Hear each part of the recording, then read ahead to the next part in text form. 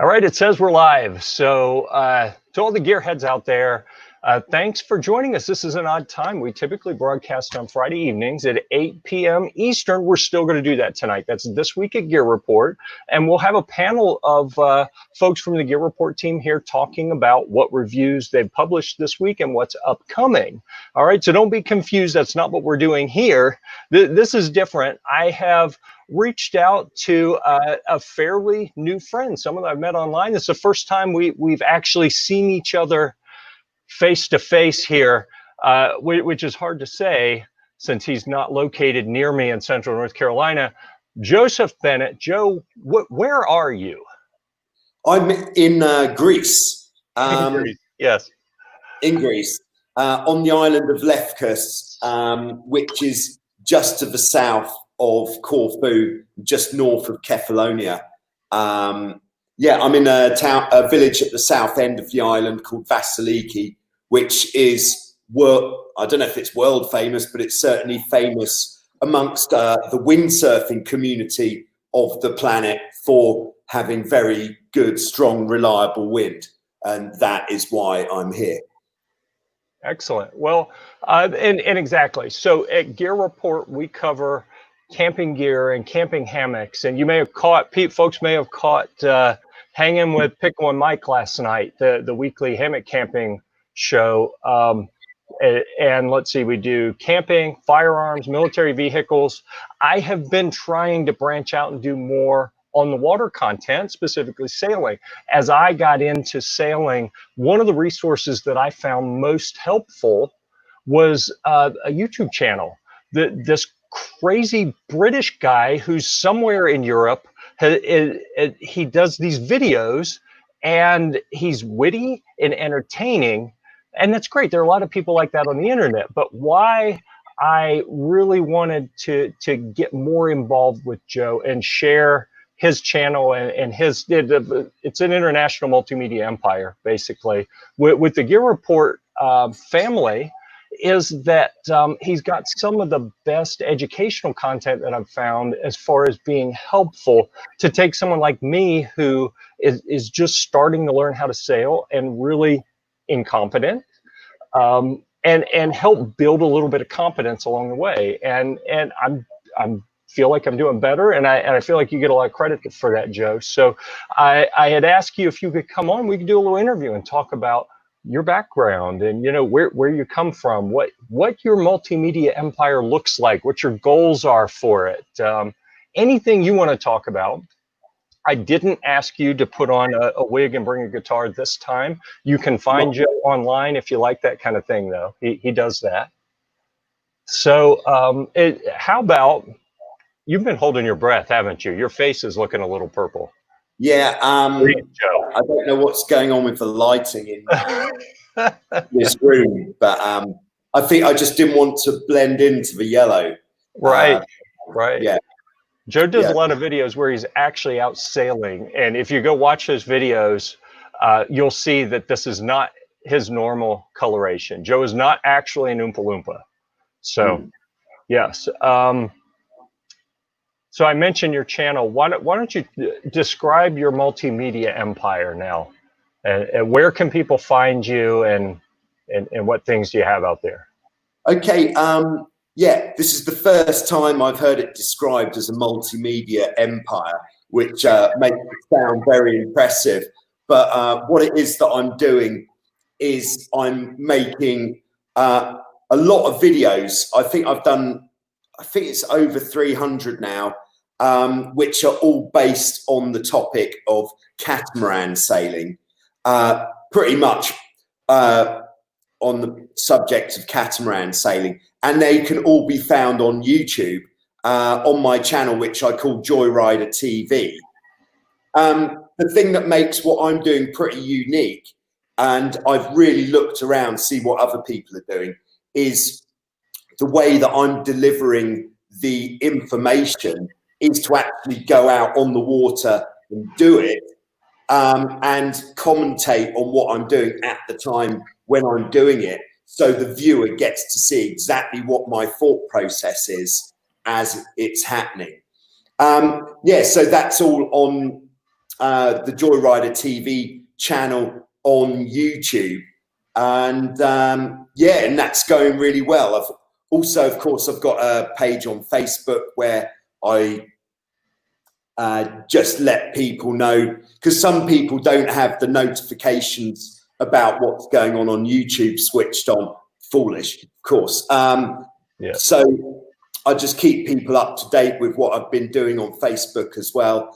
And occasionally I dip into a bit of Instagram, and I have got a Twitter account, but I haven't used it very much at all. Yeah, so pretty much all YouTube. And then I've got a website as well called JoyriderTV.com, which is another place where I've put all of my videos, and I've organized them so that it's a lot easier to navigate through the videos on the website than it is on YouTube. So I've put a section on perhaps preparing your boat, doing repairs, modifications to your boat, and then the basics of sailing, the principles of sailing, and then taking it more advanced or into more wind, like trapezing, and lots of videos about capsizing, because people just want to see me swim, which the reason I got into sailing is because I'm not very good at swimming, yet people want to see me swim. That just seems cruel. Well, it's entertaining that, so something else you do. I want to be sure we cover all the different things you do, because I chose Multimedia Empire on purpose because you do so many things. So you just came from another live show, right? Yeah. I've just come. Maybe it's why I'm purple. My wife is a yoga instructor, and we've just finished it. It's week 11 that we've just done of what a series that I've decided to call Stretching for Sailors. She's a yoga instructor, so it's pretty loosely disguised yoga, Right. to make it seem a little bit more butch for the sailor. And but it's yoga that's based and geared towards people who aren't very flexible. And so I'm hoping to get more, because when I met my wife, it was through yoga lessons which she was offering out here, and I thought, okay, I'll give it a go. And I did yoga for 2 years, which I felt really helped with being able to keep doing the things that I do on the water, being more flexible. So yeah, I thought, especially during the lockdown period, it is a really nice thing to be able to do for the global Joyrider TV community. And we've had people from all over the world tuning in and touching their toes, which, that's good. And that international audience is one of the things that is most interesting to me. Gear Report, I think, is very much a U.S. based audience, and I see a couple people showing up. So as we were talking before the show, typically I go out and do a little reminder to people, hey, the live stream's coming up, but I was fighting a catastrophic computer failure on my main PC and didn't do that. So as we're talking, a few people are gradually coming in. So if you're here in the live chat watching on YouTube, feel free to leave a comment. We don't know you're here unless you say something. So let us know you're here. Let us know. I suspect most of the Gear Report audience is not really that familiar with sailing and catamaran sailing. So maybe a little light on interactivity. I think probably people will get more out of this in replay.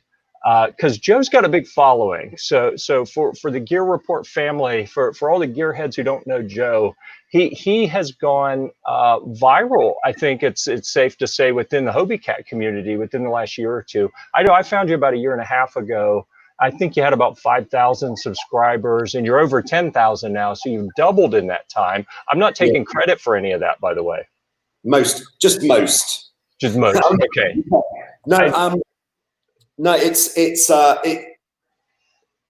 because I've only just sort of come into this kind of exposure with so many people subscribing and watching the videos. But it does give me the enthusiasm to make more and more videos. So at the moment, I'm putting out pretty much one video or one live stream every day, because the people absolutely seem to, I think they love it, or at least they put it on while they're making a cup of tea or something, because that's an English thing to do, of course.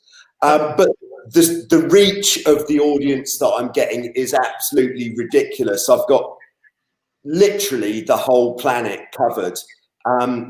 Just, you know, on Wednesday, I do a live question and answer session, and getting people from really all over the world, as far as like Guatemala, New Zealand, Australia, the Philippines, Hong Kong, of course, quite a lot in Europe, and then a lot from the States as well. My biggest audience is actually in the USA, because, of course, that's where there's the most people who sail catamarans, and they have the best taste, of course.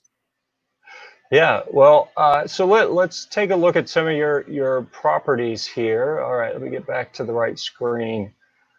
Well, you are new to StreamYard, the tool we're using to stream this. I've been using it a few weeks, but I'm still kind of clunky, so bear with me. So, all right, let's address this. You had different names on different platforms, right? So on the website, it's Total Joyrider. On YouTube, you're Joseph Bennett. You are so.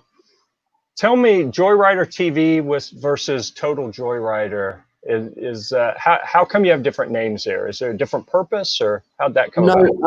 It's just because of what was available. Gotcha.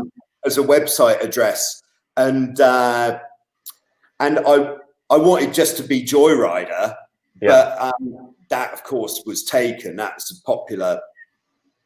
There's me, with a flag. These flags are available. So I wanted to be just Joyrider, and then on YouTube, Joyrider TV just seemed like the obvious choice. But with YouTube, once you've got a name, once you've named your channel, you can't you can rename it once, I think, but you can't rename it more than once. So I'd already renamed it to put my name on it, so that's done. But I have got another YouTube channel called Joyrider TV, which is actually the name of the channel, but I don't really have anything on there. And then, so when looking for a website address, it seemed that Total Joyrider was available, and I really liked that. I thought that is exactly what we're doing, because we're not joyriding by half, not even sort of 80%. We are totally joyriding here. We're just taking these boats and sailing them like we stole them, pretty much. But of course, with a lot of care and respect for the materials. Right, which you have to say because they're not yours, right? Yeah, they're not exactly mine, although my name is on the bit of paper that says who owns them. It's, no, they're not mine, because all of the boats that I'm using, apart from one, which is my own Tornado, which is the old Olympic class. See, I put a post there, Jeff, about this. Yeah, look at that. All right. Just 5 minutes ago. All of the boats that I use belong to Wildwind Sailing Holidays, which is where I'm working here in Greece. And we've got an absolutely fantastic fleet of sailing boats, a lot of catamarans, one of the biggest and most diverse range of performance boats probably available in any, definitely in any holiday location, but certainly in any training facility as well. And so those are the boats which I'm using during the video and everything that I'm doing, basically. So it's a great facility. And as I said, the conditions that we have here in Vasiliki are so good. That is what we're into. The conditions here are so good. It just makes it the perfect place to be able to, just at the drop of a hat, no planning needed. All right, I'm going to go out and make another video, and then before I know it, 10,000 people have watched it. And it's like, all right. And it's actually the videos which I make, which take the least effort.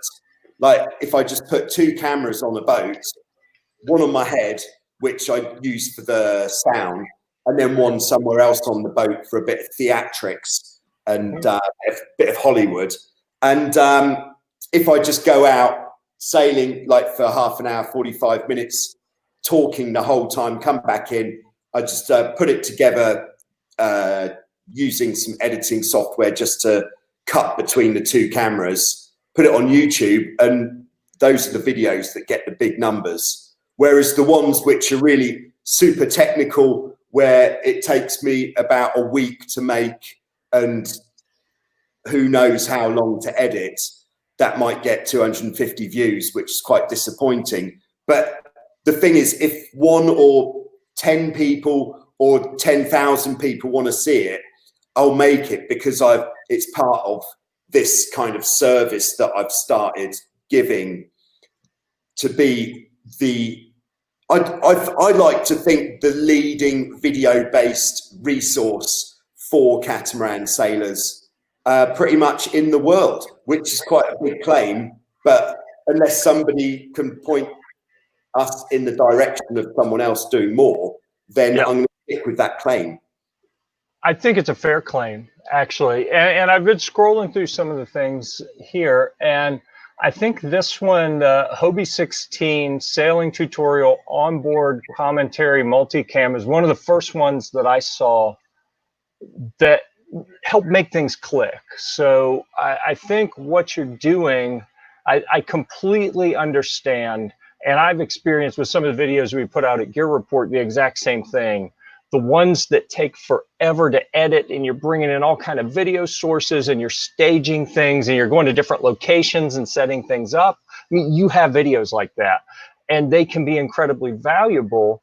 And it can be a little distressing when the quick thing you just went out and shot and uploaded and very little time and effort involved in it just blows up. And then the ones that have all that valuable information don't do as well. But I think the formula you hit on, and maybe something that you're so close to it that you don't realize, is all that information that is coming across in those staged videos. And there's one that you have that comes to mind where, talking about points of sail, you actually set boats out on the beach at different points of sail and move from boat to boat talking about things. And I was like, that is brilliant. I mean, who does this? Who has 3 or 4 boats set up and then moves the camera and talks about things on the different boats when they're oriented relative to the wind in ways to show different things? It's an absolutely brilliant video. But to your point, then you go out with your head cam and talk through the same things that you demonstrate on land. You talk through them in real time and give that commentary. So one of the things I wanted to ask you is, how do I word this? How have you figured out the right recipe for how to have that conversation while you're sailing? I mean, your mind has got to be racing as you're handling the dynamic conditions out on the water, yet you are giving the right commentary to help people understand, here are the variables that I'm observing and considering, and how my actions change based on what happens with those variables, like, you know, a gust coming or whatever, you know. So how do you develop that? So this video that you pointed out, the Hobie 16 sailing tutorial onboard commentary multicam, it's a snappy title, I think you'll find. That's actually the first one which I consciously made. This is very nice, this. So I'm sorry I skipped your ads. They're paying the bills. It's a good job I don't have many bills. But this was the first one where I consciously went out with the commentary. And the thing that made me see that was going to be the way forward was there was a video I did before that where I was just talking to the guy that I was sailing with, but not necessarily talking to the camera. And a lot of the comments were just saying how great it was to actually hear what the instructions were while it was going on. So then I thought, I'm actually going to go out and do that for real. And it was this video that really was my kind of launch pad, if you like, into this style of tutorial videos. Before I did this, I was doing videos and then maybe putting on a voiceover afterwards, which I really didn't enjoy doing, or putting some bullet points up, like written bullet points, but then just doing it all at once, like this F18 style trapezing technique video. That was with the bullet points, which is a bit more clunky, whereas I think going out and talking about it is just the best way. And the way I've come about doing that is through just years of teaching sailing in strong winds. And so when I'm out teaching sailing in strong winds, if I'm not steering the boat, I'll just be constantly talking to the person that I'm sailing with, just to bring on their technique, and at the same time out of fear for my life kind of thing. if they get it wrong when I'm, here's key points, which I think it still works. There's still value in how many people, 35,000 people nearly have watched that, which, you know, that's good. 3 dislikes, that's fair. I heard dislikes are as good as likes through some of your colleagues, so don't forget to hit the dislike button if you didn't like it. That is very important, I think. I'm torn. I feel like I should give you a dislike just because. I mean, it's a great, the video is fine, I'm sure, but just so those people aren't lonely. But you know what? I am my own person. I'm not going to give in to peer pressure. You get a like for this one. Oh, thank you very much. Even though you describe it as clunky, I think there's a place for this type of video, and I really appreciate them. So the thing that has driven me to learn sailing is that my kids are involved with the Sea Scouts here in the US and have a small fleet of boats that they really weren't using because of a lack of competence to maintain and operate them. So the adults have to get the kids kind of up to speed, and then we hand it off and they go do their thing. And no one really was able to get them to the point of doing that. So I said, you know what, I'm going to figure this out.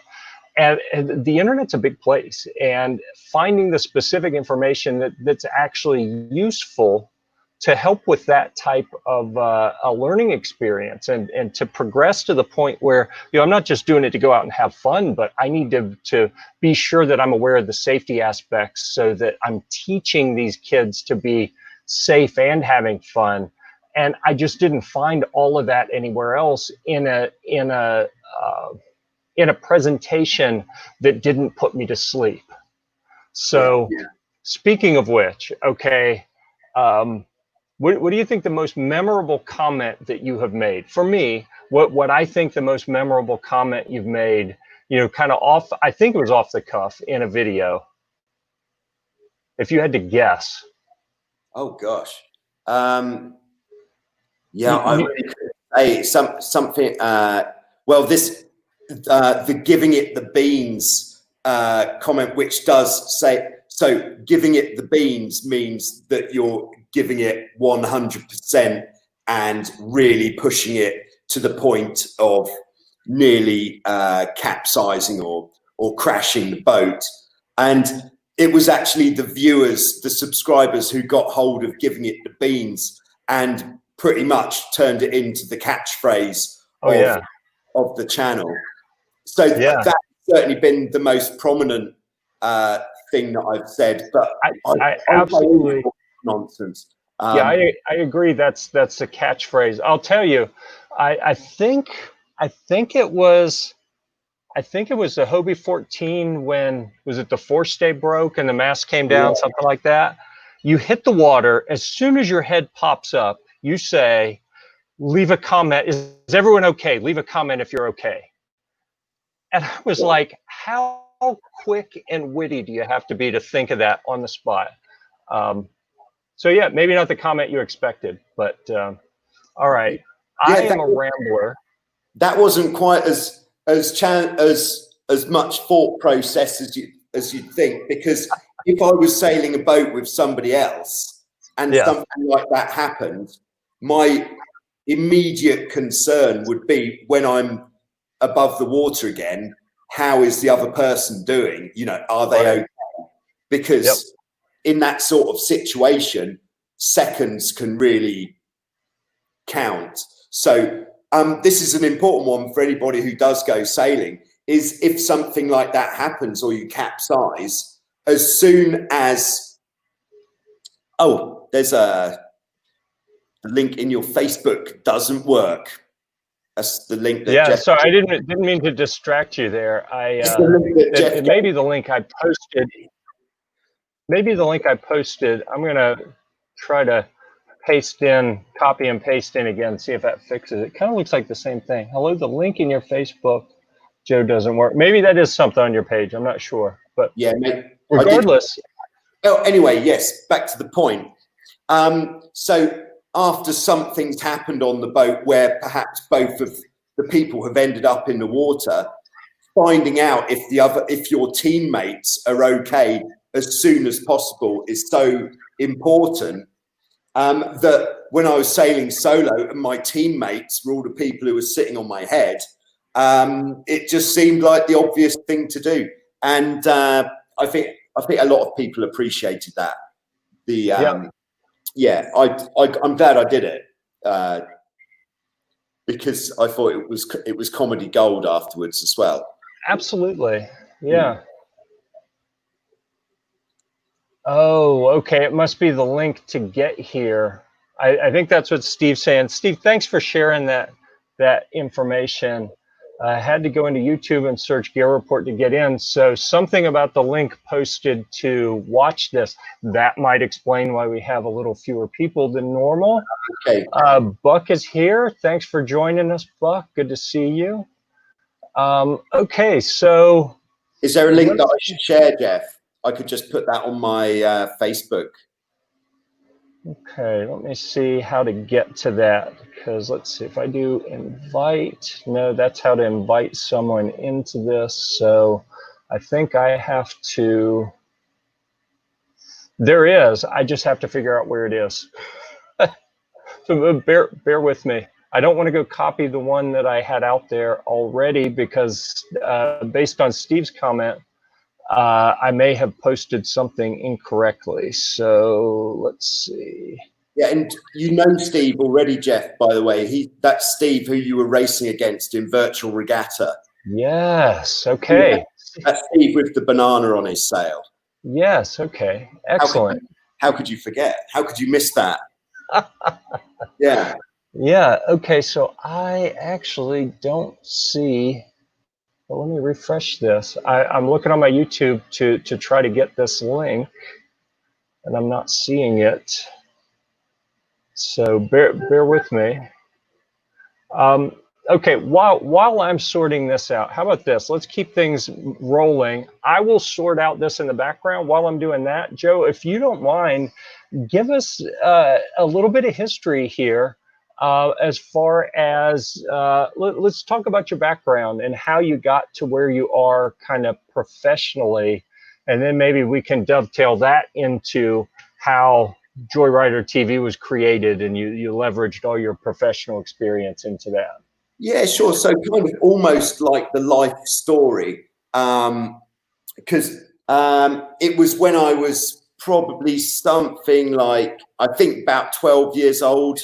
My dad he'd been involved in sailing for a long time. He was a navigator on a racing yacht, did a lot of offshore racing off the east coast of England, racing across to Holland quite a lot.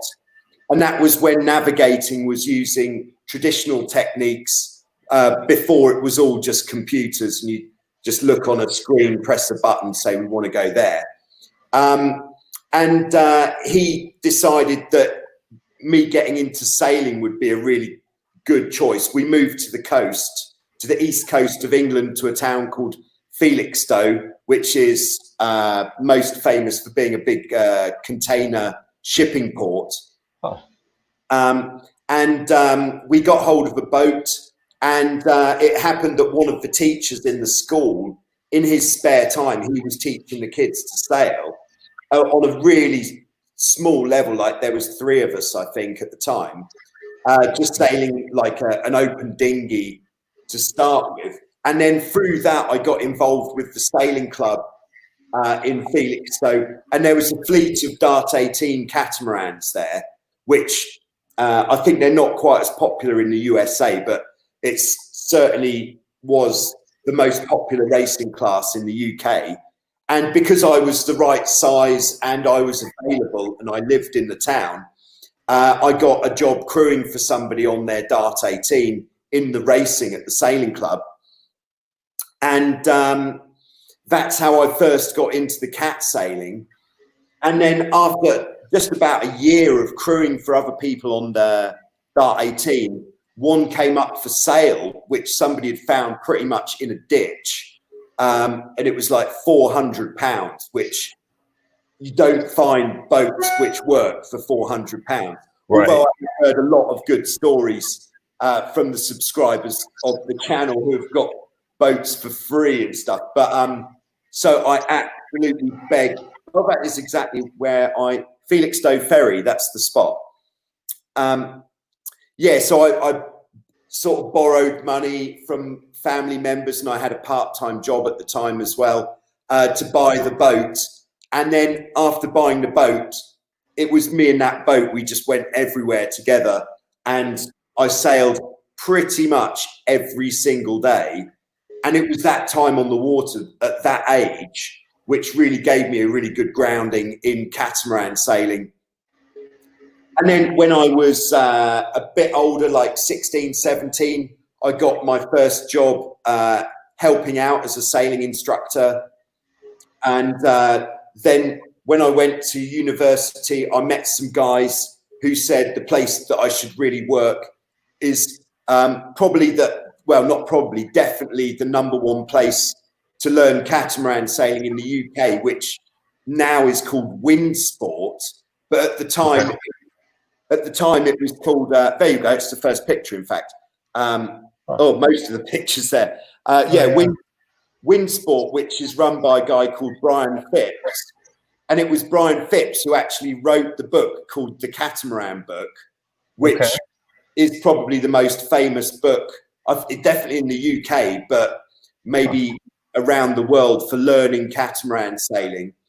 And it was working for Brian being such a knowledge of catamaran sailing, that really gave me the big boost. And I really got into the instruction through that, and did more racing on the catamarans through there as well, started doing international competitions.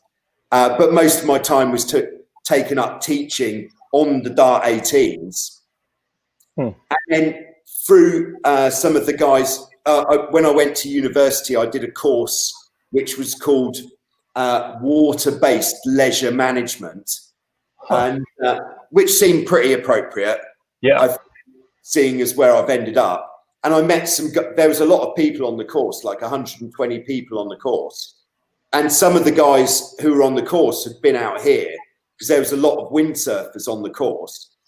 And they said, if you like sailing catamarans, this is the best place you could possibly go.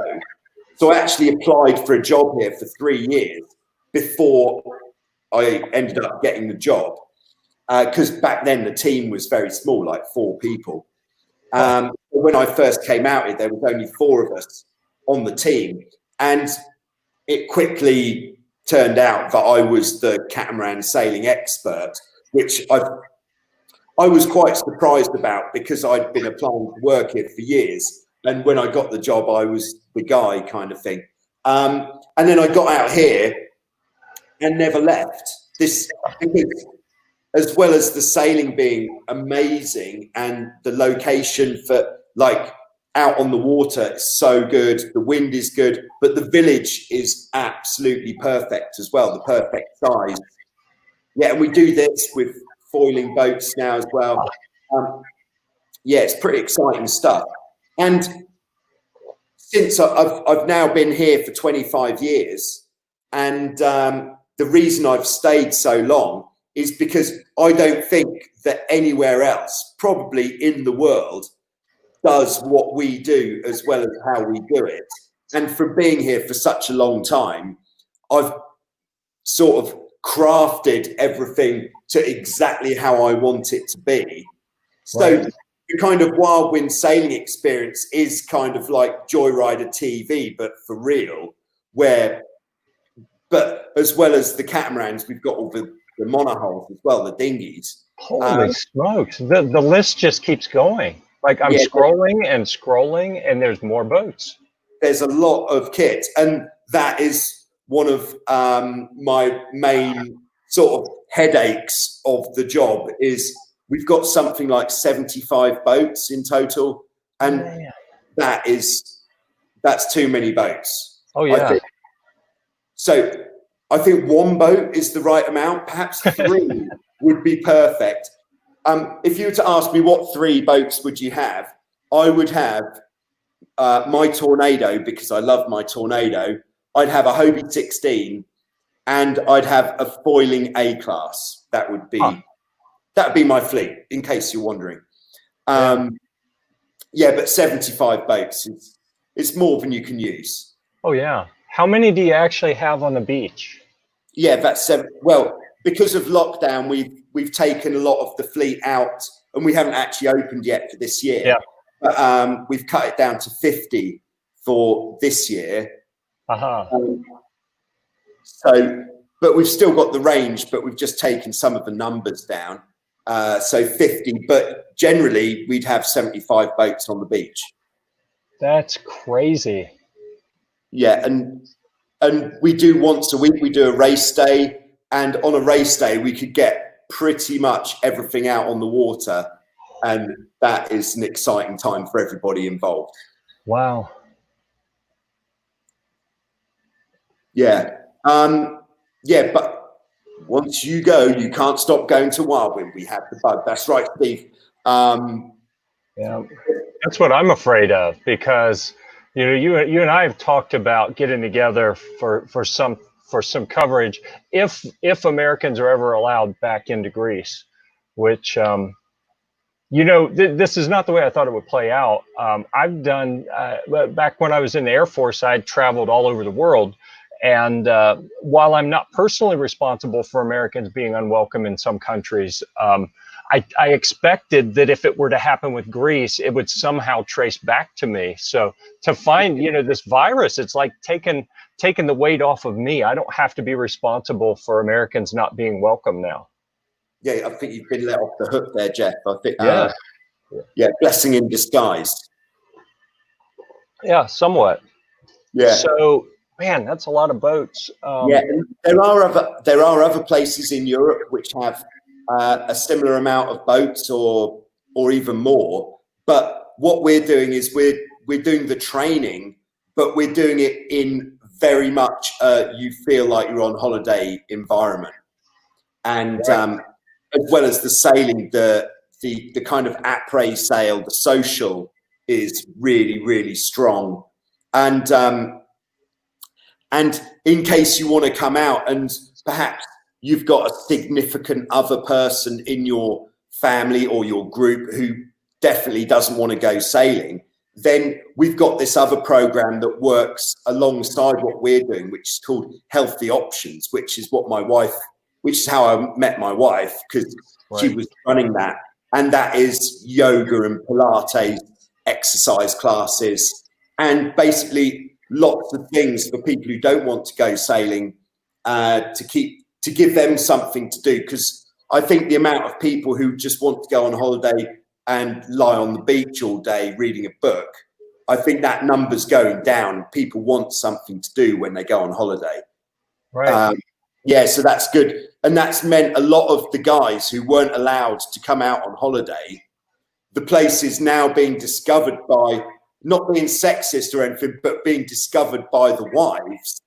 And the wife shows the husband the website, and they go, oh yeah, there looks nice, yoga, yeah, lovely. They'll scroll down, perhaps they'll see this rack full of windsurfing equipment, and then the boats, and they'll say, okay, I'll do it for you. Okay, this yeah. We'll go out there because you want to. Remember that. Yeah. But people who come out to us here, they never come once. They'll always come 2, 3. People have been coming out for years. We've got some customers who've been out here over 20 times because the problem is anywhere else might not be as good. And when I say might, there's a probably attached there as well.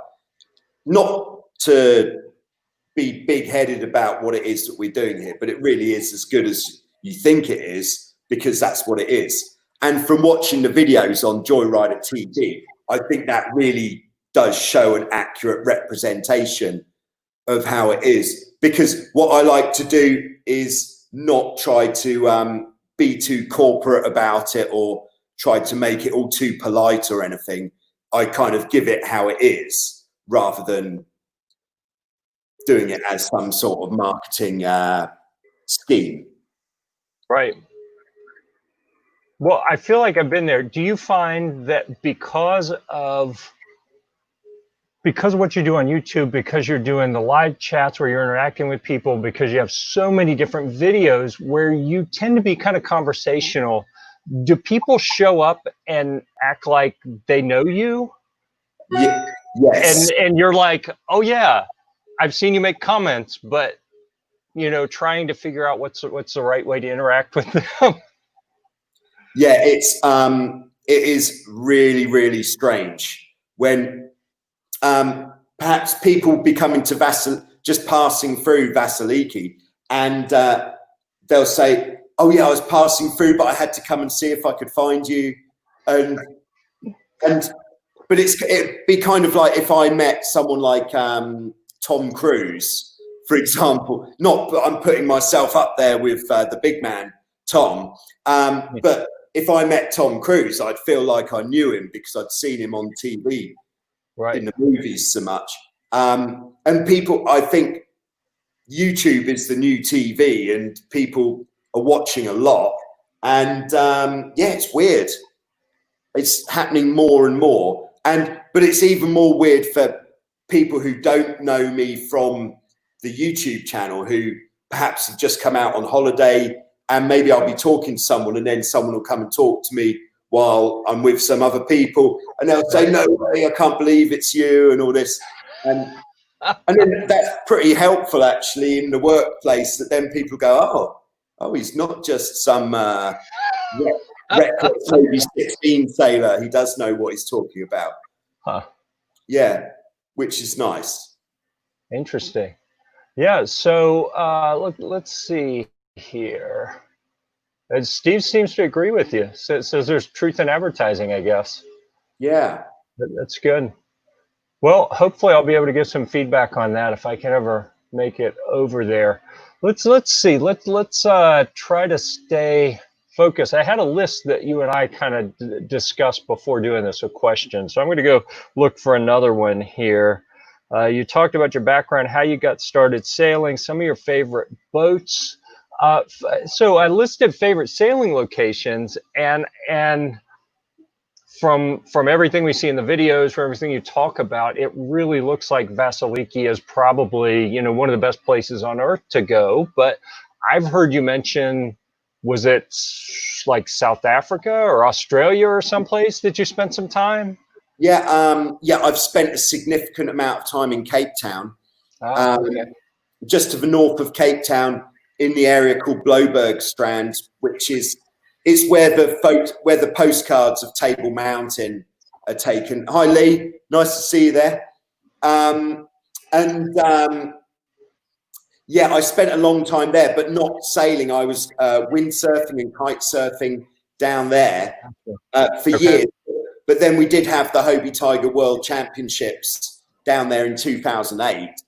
And it's because I was just windsurfing and kite surfing because, of course, when you fly to South Africa, you can't take a boat with you.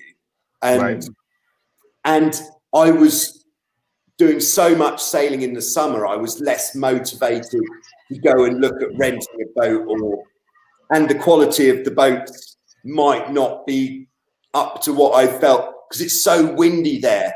It's definitely the windiest place I've ever been. It must be 30 knots most days in the summer.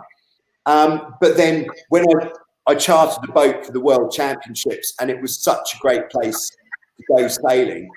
And that was Langebaan, which is 100 kilometers just to the north of Cape Town. It's like a big lagoon.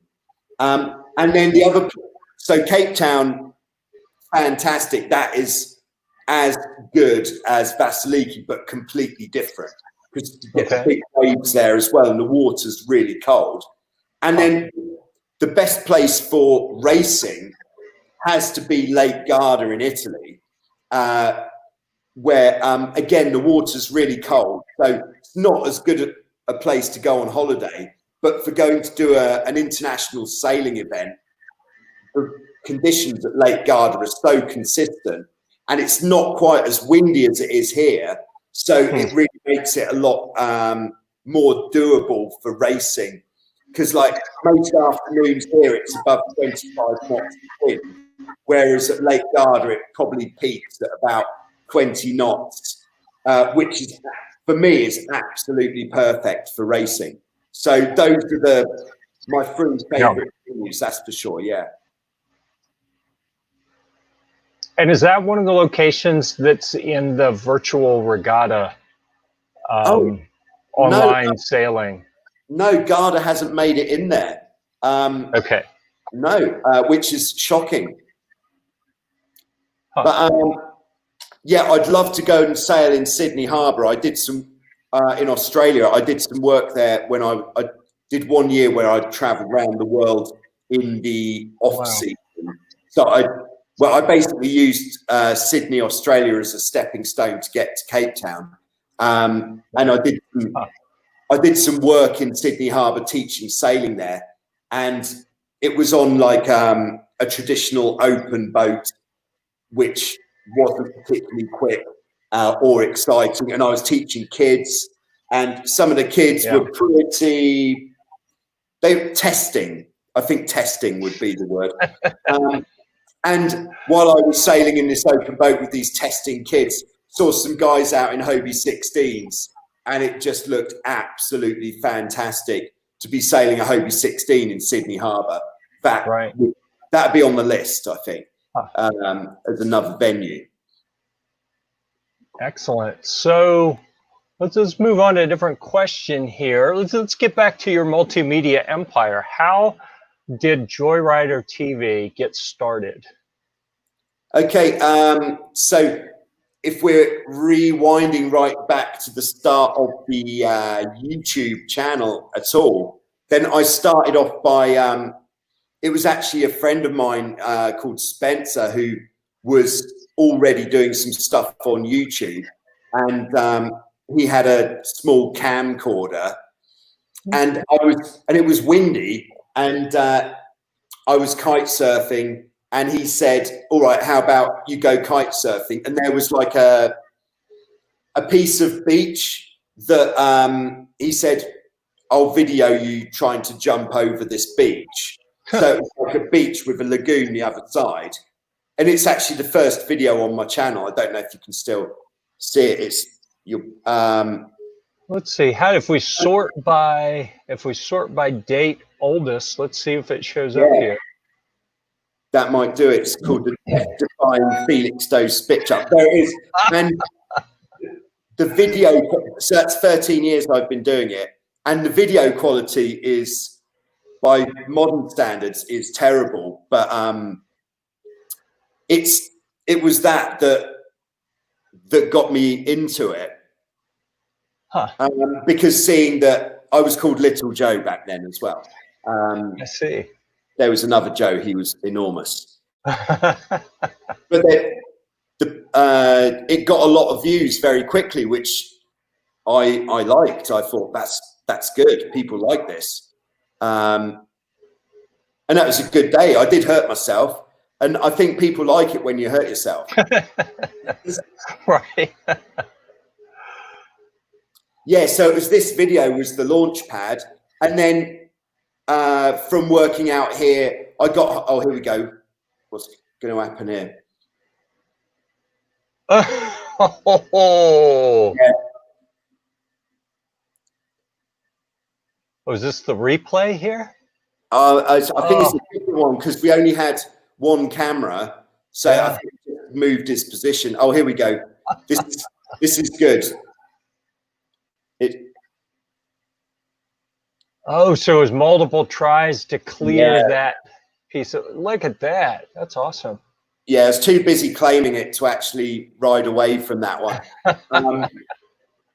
But at the end, of course, at the end of the video, that's when the best crash is.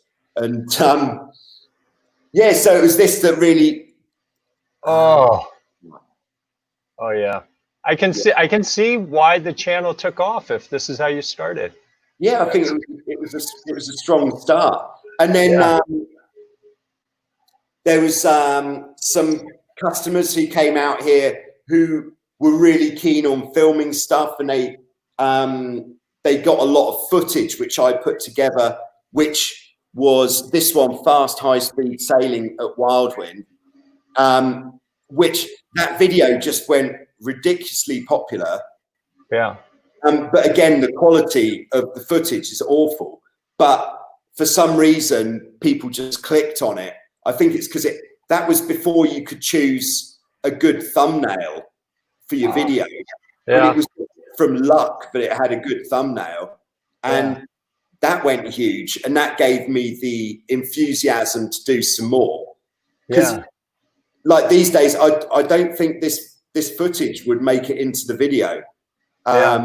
And this is an SB3 keelboat, and I'm not even sailing on this one.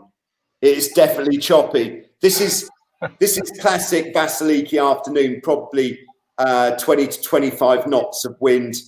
This is at least 2008, so 12 years ago. Oh, wow. It's a pretty cool view. The guys went some effort to make this mount, and yeah, that took off. And then I just filmed some stuff along the way. I think it makes it look fun. And then the next big one was one of the instructors, Rob, laser sailing. And there's a lot of laser sailors in the world. And that video was very popular. Yeah. And on the same day, I did this small catamaran, big pitch pole, which people enjoyed as well. And they were more just like fun videos rather than any kind of instructional content or anything. It was just, oh, this will be cool, let's film it. That kind of thing. Oh yeah, high speed lasers. No, there was another laser sailing one before which got like 250,000 views or something. Wow. Yeah, and then I got into the editing a bit more as well. I got my first Mac computer and got into the editing, and yeah, I really enjoyed it. And I got a bit more involved as time went on, got into making more instructional stuff as people asked. And then it's only the last 3 years, or yeah, 3 years when I've really got organized and I thought, what do people, as well as the videos with the commentary in the strong wind, which I've done a lot of now, I thought, kind of thinking, what could people really benefit from knowing, and making that happen. And then here's one with a great thumbnail, the Hobie Cat big pitch pole with you know, an airborne body flying off from the boat. Yeah, I think the thumbnail really sells it. I put a lot of effort these days into my thumbnails. I think I spend at least 10 minutes making a thumbnail just to make it really pop out. But I try to keep it honest. Yeah, so what the thumbnail says does represent what is on the video, that's for sure. But it's kind of developed over the years, and it's become more organized. And there's still a lot of things that I want to do, because does Joe see himself using a drone to film? That's a fine question. I bought a drone in the winter, but my problem is that I want to be the guy doing the sailing. And when there's a drone available, which I can afford, or which perhaps the global community want to buy for me, a drone that will follow you as you go, and avoid obstacles, and perhaps one that can survive crashing into the water, then I'll use the drone more. But at the moment, well, as you've seen, I've hardly used the drone at all, just because it takes time. Who wants to buy Joe a drone? Yeah, one that follows you. I think there is one. It's expensive though. Yeah. But I would be afraid to use it where you are, because in high wind, the drones can really be stable, but the high wind sucks the batteries down. I think by the time you got out and set up and ready to go, you'd be in danger of it running out of battery and, you know, coming down in the water.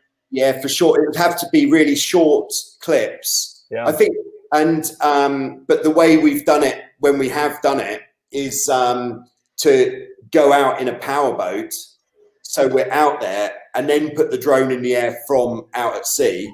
There's a hand from out at sea, and then try to get the action out there rather than flying it all the way out there. Like, for example, this video, Hobie 16 fastest ever, that is true. That's a true story. I've absolutely scanned the internet to try to find evidence of somebody going faster on a Hobie 16, and I haven't found any evidence of it. And on this occasion, it was so windy that I wasn't sure that it would actually be possible to sail the boat. Oh, wow. I thought we were just going to go out and get knocked flat immediately. It was very, very hard. And the guy sailing with me, Will, is he's a Hobie 16 sailor, but he's a big guy. He's like over 100 kilos. So we had some weight on the boat, and it was pretty emotional. Yeah. Yeah, look at that. Yeah, that's a windy day. Yeah, and then we went out once, and then we went out again to do it twice, which seemed a bit unnecessary. But somebody wanted to come out and film us from another boat, which I think has been used in some of the Wildwind promotional stuff. So I didn't actually get hold of that footage. Oh, wow. Yeah, I think around here is where the top speed is. But that was an exciting day. Yeah, I can just imagine the bow going in at that kind of speed. Holy smokes. You can see I'm fixated on you crashing. So yeah, I've kind of validated what you said earlier. Yeah, people love a crash. Yeah, so the way that I'm looking at taking it now, taking it forwards, is I've got some kind of set things that are going out reasonably regularly, like the most prominent one being Show Us Your Cat, which it was actually a guy in Hawaii called Will. He emailed me a video of him sailing his 16 in Hawaii, and the footage and the scenery, everything was so good. I got in touch with him and I said, is it okay if I use this video to show everybody what you're doing? And he was all for it. He was very keen. And then after that one, it just became obvious that people around the world have got some great catamaran sailing stories that they should be sharing. It's actually the boat on the thumbnail there. Yeah, that was Will's boat. Yeah, so that's how Show Us Your Cat started. And we're now on episode 54, I think. Yeah, which has been, it's only been a year. I think I've only been doing it a year. Is that right? Well, if you did one a week, it'd be 52, right? Oh, well, there we are. Yeah. Yeah. So it's just over a year. Wow. Yeah. And so on Show Us Your Cat now, I'm featuring 3 boats each episode, and we have come to a point where we're re-featuring boats that we've seen before, like Scott's boat there in episode what's that, episode 51 with I couldn't believe he got those sails. That is the brand new, and it'd be what, 40, 45, 50 years old? Amazing. Yeah. That's one of the great things with the Hobie 16 is the back catalogue of sail colours. It's so good. I'm really into it. So we've got Show Us Your Cat, and then we've also got the Global Speed Stick, which is something else that I was looking for to get into myself, because I really like sailing fast, and I'm going out a lot with a GPS on to see if I can beat myself, my own speed. Right. And I thought there really should be somewhere where you can submit your speed, so you can be like on a leaderboard. And I couldn't really find anything practical to do that. Here we are. Latest results. These guys in Texas. That is ridiculous. Yeah. So we were doing just a fun event here for everybody coming out on holiday, which was originally the September Speed Stick, because in the sailing season here, by the time we get to September, we've kind of been through the really intense bit where the conditions. Are you looking for yourself, Jeff? Oh, I know where I am. You are, 42. Yeah, nice. Yeah. Yeah. So by the time you get to September, we really needed a feature to give the guys working on the beach something to focus on to really drive the enthusiasm. So I thought, how about we have a leaderboard of speeds? Yeah. And so we started off doing it like that. And then I thought, why don't we offer this up to the world? And granted, we've only got 75 boats on the Speed Stick at the moment, but I think that will develop as we go into more of the sailing season for more of the world, once everybody comes out of lockdown. But then, of course, everybody's got to have a GPS, which perhaps not everybody has, but you can use a telephone in a dry bag. Like I did a test with Strava. You have used Strava in the States? Yes. Yeah, because I use it for cycling, and I thought, how about I try this for sailing? And it worked really nicely. It's actually got a windsurfing mode on it. Right. Doesn't really make any difference, but I just put it in a dry bag, took it out, and that worked really nicely. But there's hundreds of apps that do the same thing. But the Speed Stick was a really good one, I thought. And then the live question and answer sessions that I've been doing have been very popular, perhaps if not so popular on the day of when it's going on, because I know for a lot of people it's not the best time, because even in the UK, 3:30 in the afternoon is not a particularly convenient time to be watching an hour of YouTube, especially if you're at work and you've got someone watching you saying, why are you on YouTube? Yeah, but a lot of people are watching the live videos afterwards, which is really good. And the questions, it's pretty tough going. Like the last one this Wednesday, I was feeling the pressure because the questions are coming in thick and fast. And then people started getting a bit edgy, where they were writing the question in capital letters, putting a sad face. Why haven't you answered my question yet? I'm going to start doing that.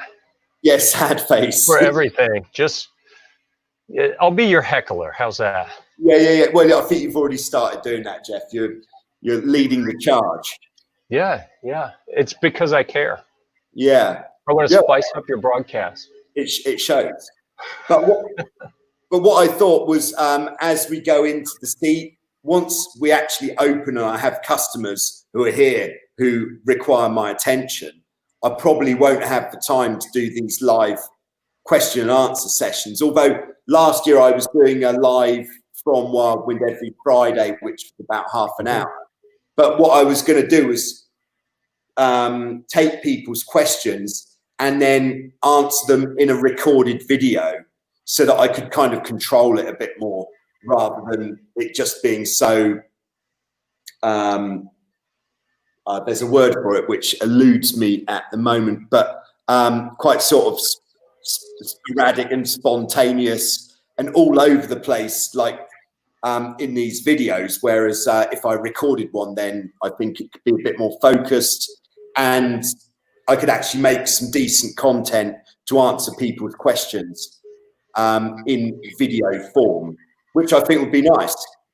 Well, I think that's one of the things that is really cool. You did something in a live broadcast a week or three ago where there's a question. It probably had something to do with rudders, and you walk into the shop and okay, here's one, and then here's another one, and here's how this works. And I was like, this is brilliant. I mean, you can answer very specific questions to help people, like right there on the spot. And it's amazing technology lets you do that for this global audience. Yeah, we've got such, because we have so many boats, we've got such a good facility for maintaining the boats, and we've got a lot of parts as well. So to do that, oh, here I am. And this may be the one I was talking about, actually. It was actually Steve who said, could I get a double 20 on the dartboard? Fortunately, I couldn't find the dart. Yeah. You don't like to show off, I guess. No, not so much. No.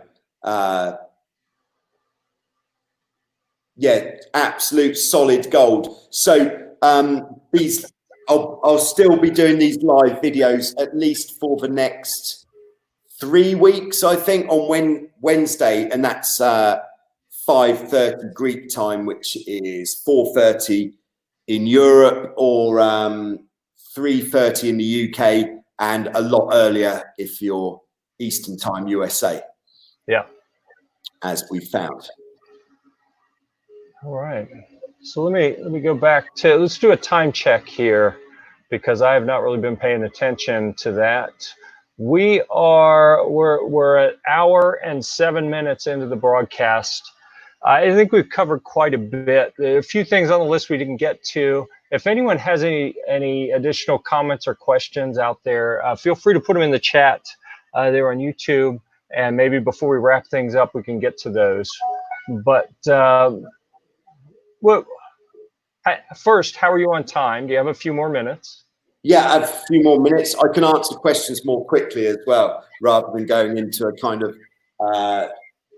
the life story answer kind of vibe. I like the more detail, because during your shows and your broadcasts, I think you're trying to stay on topic, which is different. I mean, this is an interview. We're trying to get your life story. We're trying to understand more about you and what you do and how you do it. So yeah, I think it works the way you've been answering things. Okay, where do you see things going? I mean, you kind of talked about how you started with Joyrider TV and how that kind of spawned the total Joyrider website, and how you've evolved at this point. But I mean, sitting back and looking at the explosive growth, you know, doubling your subscribers in, I'm going to say probably the last year or so, and developing such a diverse following, does that change how you see things moving forward? I mean, what trajectory would you like to be on here? I don't know. It'd be nice to hit 20,000 subscribers by the end of the year, I think. And I think as is this curve what they call exponential? As it sort of goes like that or something with the subscribers. But yeah, but I am quite conscious that maybe I've hit most of the YouTube watching catamaran sailing people, because there's only so much. Good question there, Steve. Yeah, so for the next 5 years, that's being a bit more specific. I think I want to get a bit more structured with the videos that I'm putting out, because if I film something at the moment and I edit it, I get so excited that unless it's show us your cat, which I haven't missed a Sunday yet, I think, with show us your cat, which I'm pretty pleased with sticking to a schedule, but I just get excited and I just upload things immediately when it's ready. Whereas I'd like to have more of a schedule and like to have perhaps a weekly format where I do,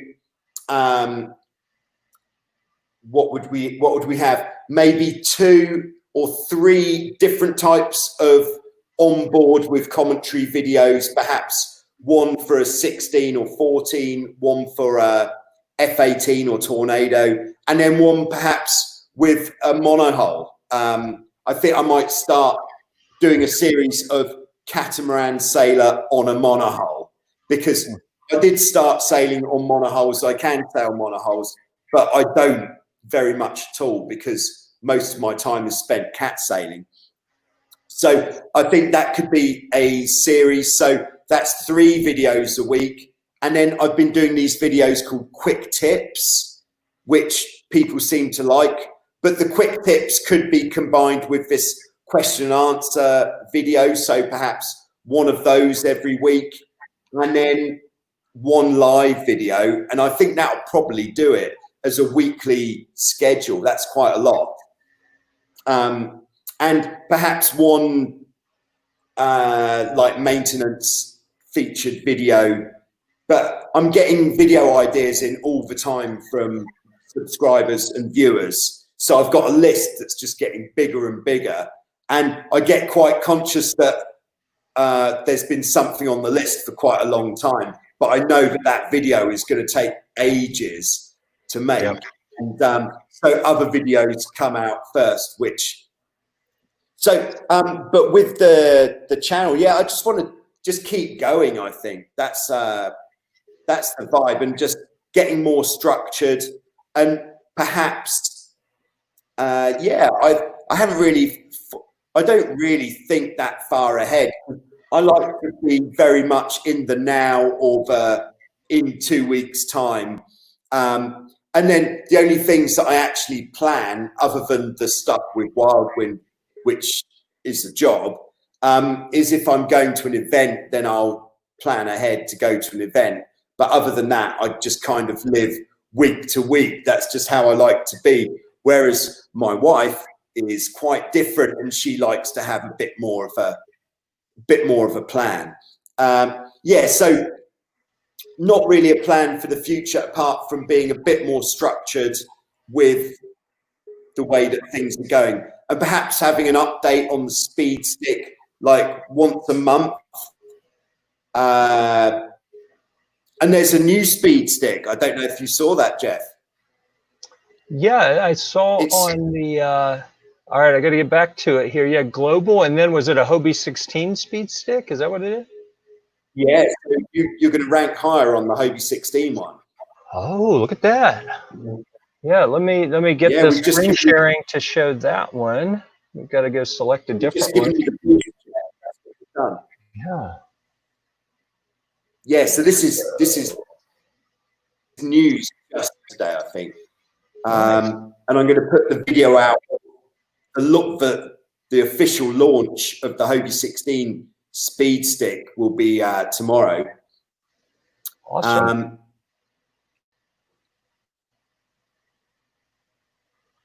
Yeah, you haven't. Oh, there you go. 20 seconds. 22.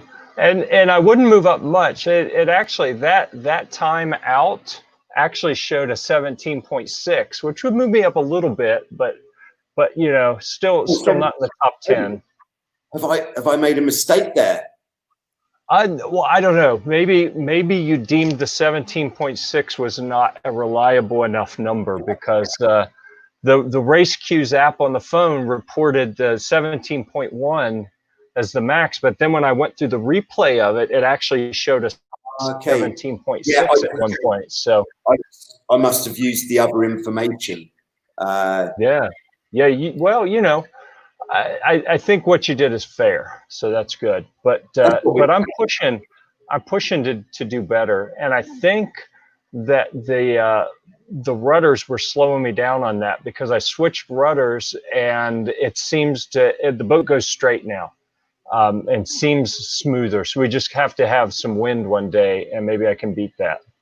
Yeah, for sure. All you need to go faster with a Hobie 16 is more wind and the ability to stay in control. Yeah, that's all you need. Which is funny that you'd say that, because I need the ability to get under control. You know, it's establishing control that becomes the challenge for me. You know, it's not just can I remain in control? Can I get in control to begin with? Okay, yeah, I can see that. But having your rudders set up nicely is certainly going to help. Yeah. And I'll certainly come for a visit on my US tour of fixing people's rudders. That's one of my dreams for the next 5 years. Is I would really like to do that at some point, is do a tour of the US, because it seems that there's a lot of sort of hot spots for cat sailing around the USA. Right. And I think around where you are, there's a lot of places within not a massive distance, and right. Down in Florida, Texas, seems like there's a lot around sort of the lakes. Where would that be? Like in the north towards Canada. Yeah, the lakes. Yeah, I'm going to work on that. Yeah, getting in the top 20. I'm going to work on it, and then give it more beans. I think is so. He said, "Here's what you need to do," and then told me how to do it. So I think it's on me now. Yeah. Sort your steering out, and make sure that you're happy with your main sheet as well. I think that's going to help. Because I'm not at all. So yeah. Oh well, there you are. If you're not confident that you can let the sail out when you get a gust, then you're not going to push the boat as hard. Yeah. So that is essential. I would like to get one of the 6-to-1 Harken main sheet block sets on it, and I'm sailing the Sea Scouts old donated boats with older parts, and the old fiddle block setup that's like a 3 or 4-to-1, and yeah. So yeah, but we'll keep working on that, because Gear Report, I tend to be a gearhead who gets into having all the right equipment. So I've been focused on getting getting me sorted out, so I have a clue what I'm doing. Now that that's getting sorted a bit, maybe I can start working on equipment a little bit.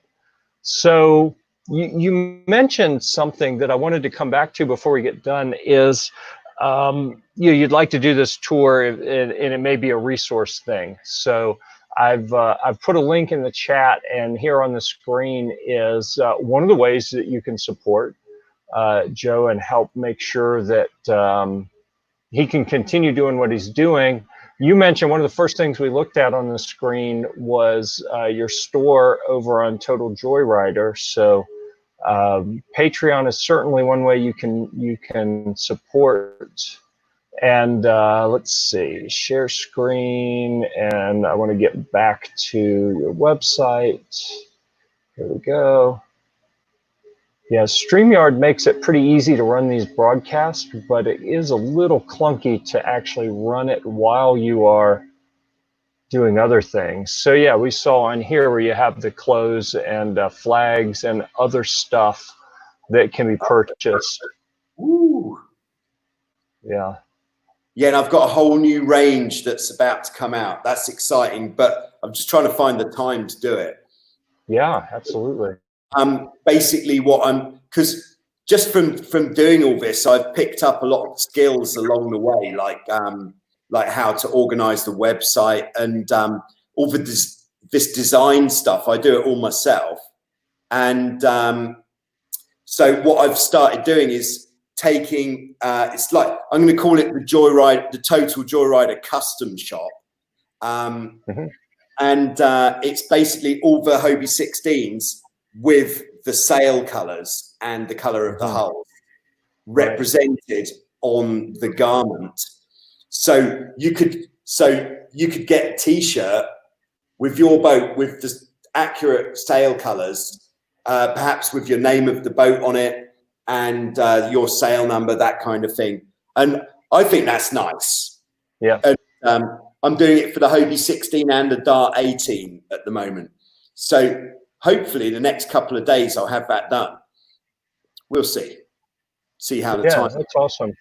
Yeah, that's awesome. So I take it the day job is still what's paying the bills. Have you found enough revenue streams within YouTube and your affiliate store, which I should probably figure out how to link to that on the screen here as well? Are you finding enough ways to generate revenue to keep this sustainable? Yeah, yeah, it's all like little bits are coming from each of the different sources, like from YouTube itself, from the advertising, that's what's bringing in the most, and Patreon is bringing in it's bringing in something which, when I started doing this, I wasn't expecting to get anything for it at all. I was just doing it because I enjoy it, and I wanted to, because I feel that the situation that I have here, I'm so lucky to be here with these facilities, that I really wanted to give something, to pay that forwards, to pass on how lucky I am to other people by being able to share the information, the stuff that I've learned over the years, and the facilities that I've got here with a lot of people who can't actually come here, because I know for guys in the States, it's a really long way to come. And in fact, we've only had, we had Dave and Steve come out last year from Lake Lanier, Georgia, and we had another chap called Rick. Can't remember where Rick was from, another Hobie 16 sailor who came from watching the videos, and he decided to come out here. There's the bag. Everyone needs the bag.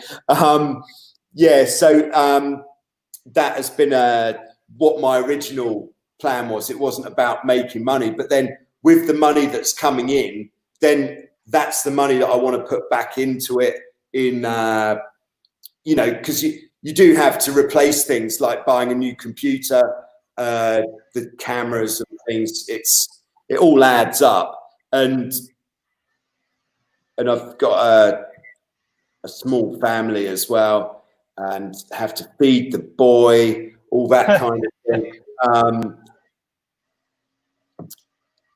So it's. He appears to be a dance machine, so he's burning lots of calories, I think.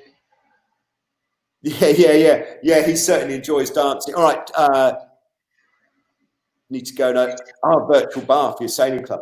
Nice. All right, thanks, Steve. It's always a pleasure. I think Steve has been one of the strongest players during this lockdown period on the virtual sailing club kind of circuit where we've been existing. Yeah. No, my son Harry, he's not really showing much of a interest in sailing at the moment, but he absolutely loves swimming, which I think is far more important to get that nailed first before before jumping on the boat. There's plenty of time. He's only 7. Right. Okay, great. So anything else that you wanted to tell people before we shut things down? I think we've burned enough of your time today. I really appreciate it.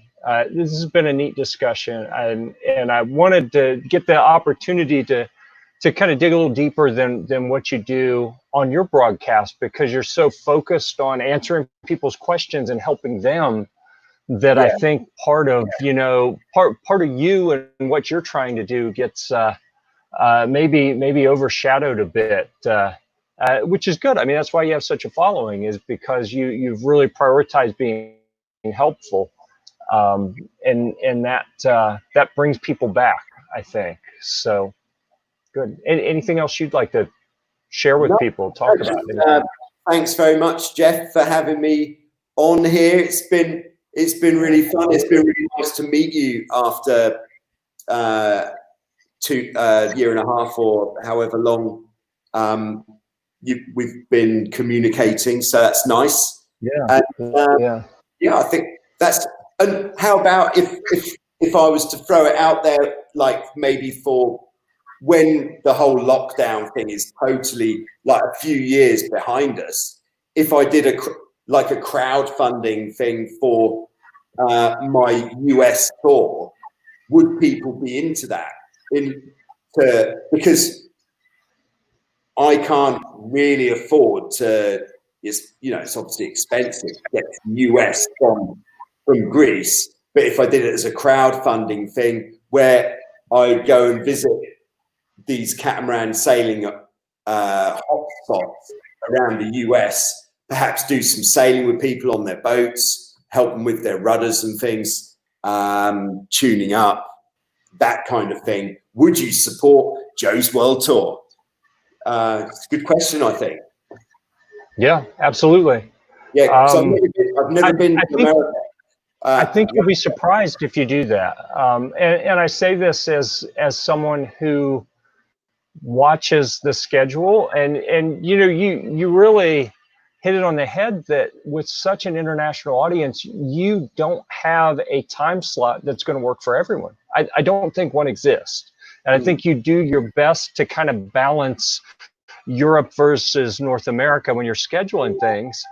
But yeah, so anyhow, I think that you'll be surprised if you put some crowdfunding thing out there like that, that your audience is so diverse and robust that I think you'll get more support than you think. Yeah, I don't know. We'll see. Yeah, but I won't launch that for at least a year until this thing is definitely behind us. And that was a nice one, a nice result of the channel earlier on this year, before the world went downhill, where I got invited to go to Mauritius, Right. in the Indian Ocean, to go sailing there for a week, and that was completely as a result of the videos. So that was amazing. So, because that's not a place where I'd ever have been able to go otherwise. Right. And was that was an internal Wildwind thing? Like, what was that? I'm curious how that came about. Was this like a marketing thing? Like, you know, you're getting enough traction. Why don't you show the world our other resort? Yeah, exactly. Because it's because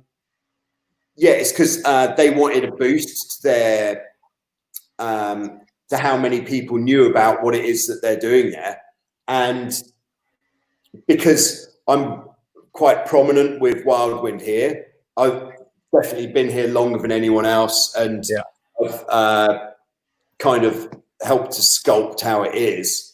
That they thought, with the amount of people who watch the videos, for me to actually go there and make a video a day on what goes on in Mauritius, and I think it worked really well, and we've sort of spread the word about what's going on in Mauritius for cat sailing down there. It's totally different, but it's like a once in a lifetime trip. Amazing. Very nice. Great food in Mauritius as well. Interesting. I'm ready to go to either location as soon as the world sees fit to let me. Yeah. Well, you in particular, Jeff. That's the thing. Yeah, I know. Yeah. Yeah. Cool. Yep. All right. Thank you so much for giving us an hour and a half of your time here. I really appreciate it. I think that the folks that tuned in for the live, I really appreciate all of the questions and interaction there in the comments. I knew that being midday on a work day in the US, we'd be kind of light on that audience. You mentioned Scott with the sales that you featured in episode 51, I believe, who is an hour and a half down the road from me. And actually, I have a video. I have very few sailing videos on the Gear Report channel, but one that's there features Scott's old Hobie 14 that he donated to the Sea Scout group that I work with. So I actually coordinated that before I knew Scott and got to know him through that. Now we talk quite often, and I had asked him to help with this interview. And unfortunately, he was tied up at work today. So I think that we'll get more in replay than we got live. Especially when your audience figures out, you know, they have an opportunity to see behind the curtain a bit. Yeah, and sure. You know what's really going on with Joe. So thanks again. If there's anything we can do for you here at Gear Report, certainly let us know. If there's any time that you'd like to come back and do another one of these, let me know. We can do that as well. Whatever works for you. You know, we appreciate what you do for us and for the community around sailing. So anything we can do to help as well. So, yeah, cool. All right. Any parting words before we shut this down? I think I've said it all. All right. Excellent. Well, I'm going to stop the broadcast. And the way StreamYard works, we'll still be around. We can chat for a minute or two before we shut it down. Yeah, but, sure. You know what should we say here? So typically when I close down a broadcast, because I do a lot of the firearms content here at Gear Report, I'll say, and we'll see you at the range. But that isn't appropriate here. We'll see you at the lake. We'll see you on the water. Maybe. Yeah. I think we'll see you on the water. That's what I'm going to go with, unless you have something better. No. I haven't actually got anything like that. Yeah. I've still got a few tricks to learn, Jeff. Yeah. Well, all right. Ooh. I got one. Here's what we're going to do. Okay. We'll see you at Wildwind. Wow. That's strong.